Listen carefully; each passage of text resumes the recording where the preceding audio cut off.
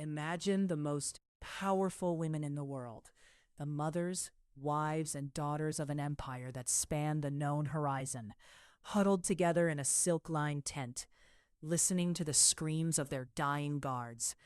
These were the women of the House of Achaemenid, the literal heartbeat of the Persian Empire, and they were currently waiting for a monster to walk through the door. They had been told stories of the two-horned one, a blonde-haired demon from the west who burned cities and slaughtered kings.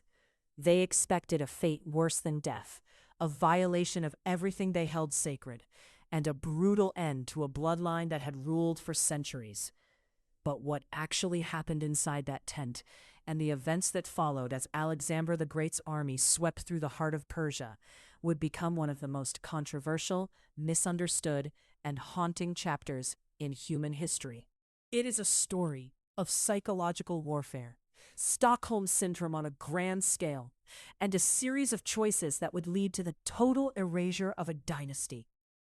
While the history books often paint Alexander as a chivalrous conqueror, the reality of what his army did to the royal women of Persia involves a dark tapestry of betrayal, forced marriages, and a level of terror that would eventually drive a queen to her grave and a mother to choose a stranger over her own flesh and blood.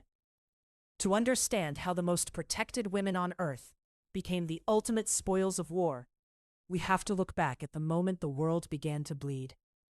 The year was 333 BC, and the atmosphere in the Near East was thick with the scent of dust and impending doom. The Achaemenid Empire was not just a kingdom, it was the center of the universe. Its king of kings, Darius III, moved with a courtly opulence that the rugged Macedonians could barely comprehend. When Darius went to war, he didn't just bring soldiers, he brought his entire world. Behind the lines of his massive army followed a train of gold-covered wagons, eunuchs, musicians, and the royal harem. For the Persians, the presence of the royal women, his mother Sisygambis, his wife Statera, and his young daughters, was a symbol of divine stability. It signaled that the king was so confident of victory that he invited his family to witness the destruction of his enemies. But this confidence was a mask for an empire that was beginning to fracture under the weight of its own administrative complexity and a series of internal revolts. Meanwhile, across the Hellespont, a young, ambitious king from a backwater Greek state was looking at the map of the world with hunger in his eyes. Alexander was not just looking for land, he was looking for a legacy that would rival the gods. The political tensions of the era were at a breaking point. The Greek city-states were restless under Macedonian boots, and the Persian satraps were vying for favor, or looking for, a legacy that would rival the gods. The political tensions of the era were at a breaking point. The Greek city-states were restless under Macedonian boots, and the Persian satraps were vying for favor or looking for an opportunity to break away. Darius III was not the weakling often portrayed in later Greek propaganda, but he was facing a tactical genius, the likes of which the world had never seen. As the two armies converged toward the narrow coastal plain of Issus, the cultural clash was total. The Persians fought with the elegance of an established superpower, relying on numbers and the terror of their cavalry. The Macedonians fought with the desperate, disciplined ferocity of a people who had nothing to lose and everything to gain. When the lines finally met, the sheer violence of the encounter shattered the Persian front. And it was in this moment of chaos that the most terrifying event for the Persian royal house occurred. Darius, seeing the Macedonian phalanx pressing toward the narrow coastal plain of Issus, the cultural clash was total. The Persians fought with the elegance of an established superpower, relying on numbers and the terror of their cavalry. The Macedonians fought with the desperate, disciplined ferocity of a people who had nothing to lose and everything to gain. When the lines finally met, the sheer violence of the encounter shattered the Persian front. And it was in this moment of chaos that the most terrifying event for the Persian royal house occurred. Darius, seeing the Macedonian phalanx pressing toward his chariot, made a decision that would haunt his reputation for eternity. He turned his chariot and fled the field, leaving behind his army, his treasury, and most importantly, his family. The abandonment of the royal family was more than a military defeat. It was a cosmic catastrophe. In the ancient world, the king's primary duty was the protection of his household. By leaving his mother, wife, and children in the hands of the enemy, Darius had effectively surrendered his legitimacy. As the sun set over the bloody fields of Issus, the Macedonian soldiers descended upon the Persian camp. This was not a controlled occupation. It was a feeding frenzy. The soldiers, hardened by years of campaigning and fueled by the promise of eastern riches, tore through the silk pavilions. They found gold beyond their wildest dreams. But they also found the women. Thousands of noble Persian ladies, who had never known a day of hardship, were suddenly at the mercy of a triumphant, adrenaline-fueled army. The screams of these women echoed through the night as they were dragged from their carriages.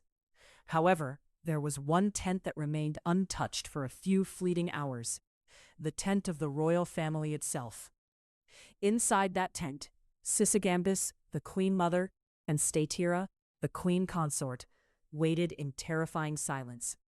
They heard the sounds of the camp being looted, the cries of their attendants, and the heavy thud of Macedonian boots outside their curtains.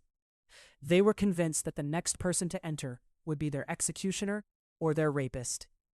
This is where the legend of Alexander's mercy begins. But the truth is far more complex and calculated. When Alexander learned that the family of Darius had been captured, he didn't rush in to claim them as concubines. Instead, he sent his closest friend, Hephaestion, to inform them that they were safe. But when the two men eventually entered the tent, a moment of profound embarrassment and psychological maneuvering occurred. Sisygambis, seeing the taller and more regal-looking Hephaestion, threw herself at his feet, mistaking him for Alexander. When she realized her mistake and feared for her life, Alexander allegedly remarked, "It is no matter, mother, for he too is Alexander."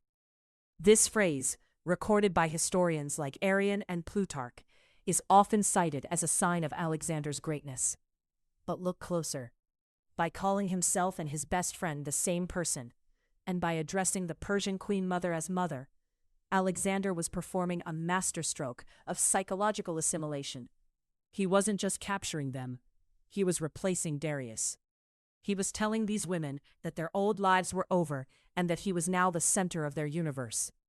He kept them in a state of gilded captivity. They were treated with the respect due to queens.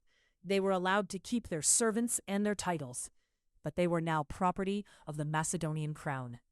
They were living trophies, and their presence at Alexander's side served a vital political purpose. It signaled to the Persian people that the new king was not a destroyer, but a successor. Yet, beneath this veneer of respect, the terror remained. The royal women were now forced to follow the very army that was systematically dismantling their husbands' and sons' empire. As the army moved south toward Egypt and then east toward the heart of Persia, the royal women were witnesses to the destruction of their world. Imagine the psychological toll on Statira, the wife of Darius, who was reputed to be the most beautiful woman in Asia. She was a captive of the man who was hunting her husband like a dog. Every day, she woke up in a Macedonian camp. She was reminded that the man she loved was a fugitive. The curiosity loop here is one that many historians have debated. Did Alexander ever touch her? While he publicly claimed he never even looked at her to maintain his image of self-control, rumors persisted that Statira's eventual death in childbirth a few years later was not a result of a secret visit from Darius, but of her protection by the Macedonians. The secrecy surrounding her death is one of the many shadows that hang over Alexander's campaign. While the royal family lived in their gilded tents, the fate of the other Persian women captured at Issus and later at Damascus was far more brutal. These women, many of them daughters of high-ranking satraps and nobles, were distributed among the Macedonian officers and soldiers. They were prizes of war, forced into a life of servitude or concubinage. This was the terrifying reality of the Macedonian conquest that is often glossed over.